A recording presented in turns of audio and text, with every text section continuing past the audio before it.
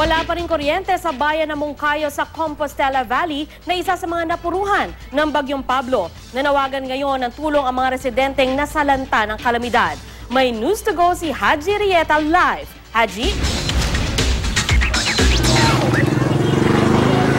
Yes, Andrea, tama ka nga dyan. No? Pinalot na naman ng magdamag na walang ilaw at madilim dito sa may bayan ng Moncayo, dito sa Compostela Valley dahil nga nasira itong mga poste ng kuryente bunsod nito nga paghagupit ng Bagyong Pablo dito sa kanilang lugar. At alam mo, Sandra, kung bago ka dito sa lugar ay talagang maninibago ka, no? Dahil kakaiba yung itsura kagabi, no? Napakadilim, walang ilaw sa mga bahay. At talagang mga bahay, empty houses lahat sila dahil wala silang kuryente na umaabot na ng 6 na araw. Kaya naman ang ilang mga taga rito ay nakicharge muna sa ating sa Genset upang makatawag sa mga kamag-anak dahil marami pa rin daw sa kanila na hindi alam ang sinapit nila dito. Samantala sa evacuation center na pinuntahan natin kagabi ay tanging kandila lamang ang kanilang ilaw. Ang iba ay nagtitiis sa madilim na kwarto. Hindi rin na maayos ang lagay ng ilang evacuation area sa Moncayo Elementary School dahil sira-sira ang mga kwarto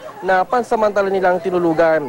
Halos sa hati-hati rin sila sa isang higaan kaya naman siksikan sila dito.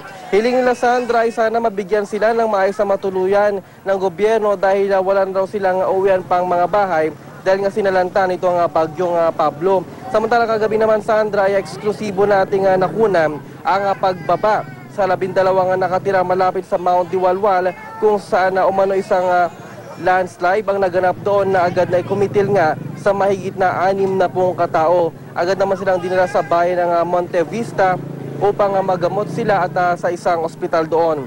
Ayon sa lokal na pamahalaan ng Moncayo ay posibleng karamihan sa mga niligtas na ito ay mga minero. Mula nung nag-umpisa yung bagyo, hindi na po namin na-i-charge yung yung cellphone. So hindi nila alam yung nangyari sa inyo dito? Wala po kasi hindi naman talaga dito dumadaan yung bagyo na ganito katindi ang ng bagyo, lakas. So hindi talaga namin alam. Wala talaga, hindi kami ready lahat hindi. So nabigla kayo? Opo. Walang pagkain, hirap talaga, walang matutuluyan, walang bahay, walang kabuhayan talaga. Pati damit, wala talaga. Sana matulungan kami. Yun lang talaga ang gusto namin. Kahit naman lang pambahay, kahit kabuhayan o yung mga bata nag-aaral, wala naman talaga silang mga magamit kahit yung mga bags nila, mga notebook, wala na talaga. Babagsakan po ng Simento. Sandra, kasama ko din sa aking tabi, no, ito si Manong Alex, sa mga residente dito sa bayan ng Moncayo. At kuya, ano po nga mga pangangailangan natin ngayon?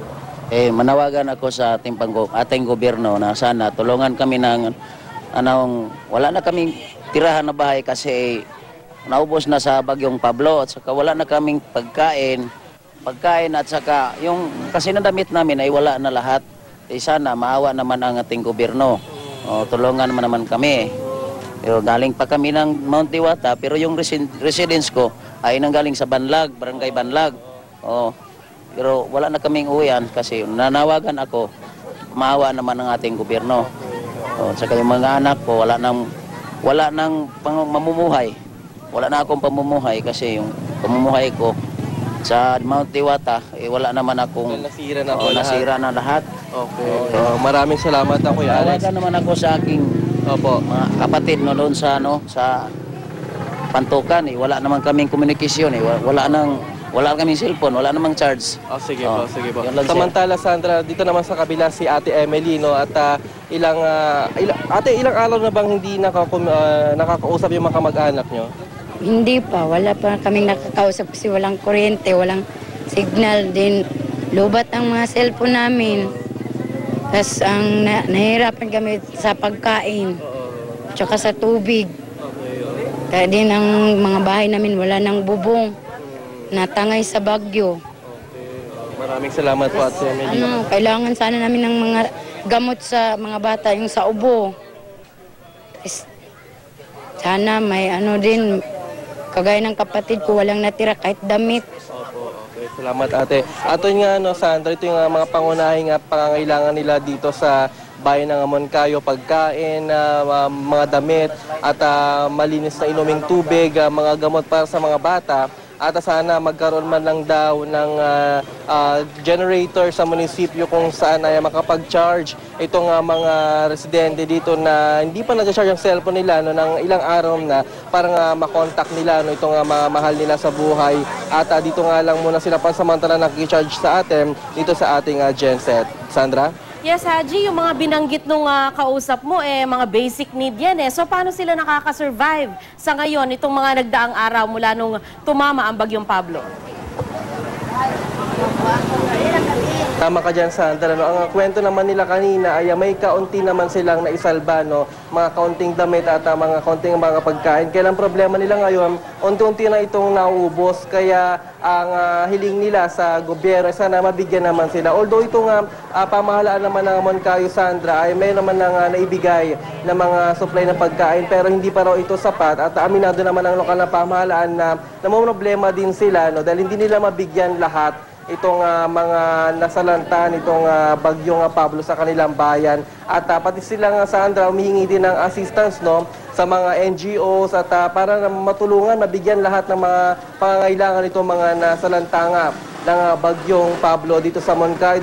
Sa ngayon, Sandra, as of 10 PM kagabi, ay umaabot na sa 92,000 mahigit ang naging apektado nitong Bagyong Pablo ayon yan sa Municipal Disaster and Risk Reduction Council ng Moncayo dito sa Compostela Valley. Sandra. Haji, base nga doon sa report mo, nadagdagan pa sila, no? Dahil may mga nagdatingan pa. So ano yung plano ng local government? Kasi like for example, doon sa experience natin sa Cagayan de Oro, nagkaroon doon ng parang tent city kasi halos napakaraming bahay talaga at walang makuha ang evacuation center para doon sa mga biktima. So, anong plano dyan ng mga local officials?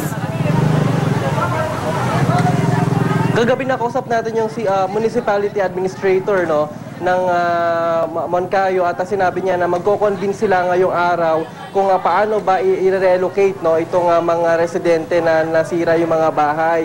Kasi yung mga residente na nanunuluyan sa mga evacuation center, kapag araw daw ay umuwi sila sa kanilang mga bahay para ituloy yung pagkukumpuni sa kanilang mga bahay. Kaya saka lang sila nadadagdagan sa mga evacuation center kapag madilim na kung saan nagpapalipas sila ng gabi. Yung tent city ay posible raw na magkaroon dito na yun nga yung pag-usapan nila ngayong araw sa kanilang isang pagkukonvene itong mga opisyal ng lokal na pamahalaan dito sa Moncayo. Yes, Sandra. Okay, maraming salamat sa iyo, Haji Rieta.